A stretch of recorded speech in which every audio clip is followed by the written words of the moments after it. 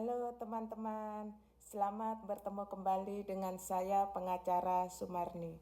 Kali ini saya akan membahas pertanyaan klien saya mengenai beli rumah KPR lunas tapi developer tidak mau menandatangani akta jual beli.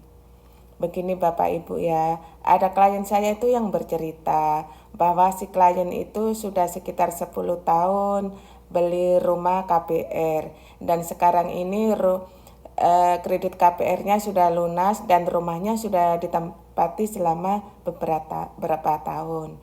Yang jadi masalah ini si developer itu tidak mau tanda tangan AJB. Sedangkan si klien ini kan mau segera ditandatangani AJP, bisa balik nama sertifikat, dan klien bisa menggunakan sertifikatnya ini untuk keperluan lain-lain.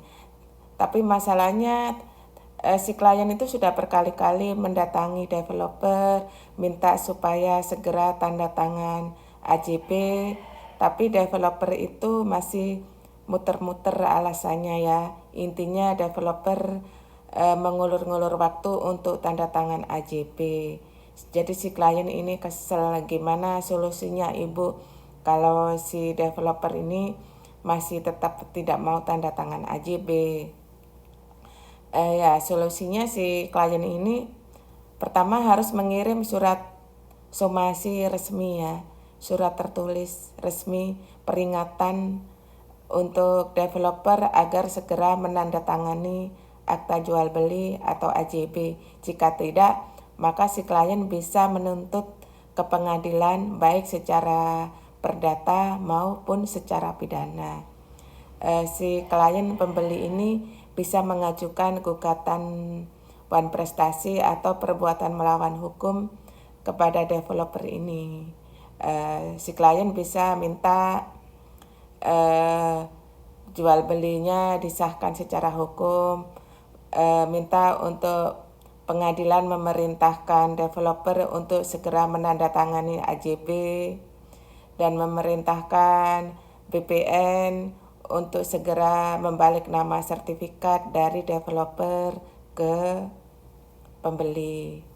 Bisa juga minta ganti rugi denda, bisa juga atau minta dikembalikan uang saja dengan harga yang sekarang. Tergantung dari permintaan di gugatan ya. Si klien itu minta apa? Minta dikembalikan uang dengan bunga dan denda atau minta segera dilakukan AJP. Nanti pengadilan akan memutuskan. Kalau misalnya si pembeli itu di pengadilan menang terus, tapi developer tidak mau memenuhi putusan pengadilan, maka akan dilakukan eksekusi oleh pengadilan. Begitu Bapak Ibu ya. Bapak Ibu harus terus mengupayakan untuk dilakukan AJP. Karena AJP itu sangat penting. AJP itu yang membuktikan bahwa sudah terjadi pergantian kepemilikan dari developer ke pembeli. Kalau Bapak Ibu belum melakukan AJB dengan developer, maka status kepemilikan tanah itu masih milik developer. Jadi kalau misalnya nanti developer bangkrut, developer pailit, maka rumah tersebut akan disita. Karena apa? Karena statusnya masih milik developer. Makanya Bapak Ibu harus segera mengupayakan bahwa developer itu sudah AJB dan kemudian balik nama sertifikat supaya terjadi pergantian kepemilikan dari developer ke pembeli.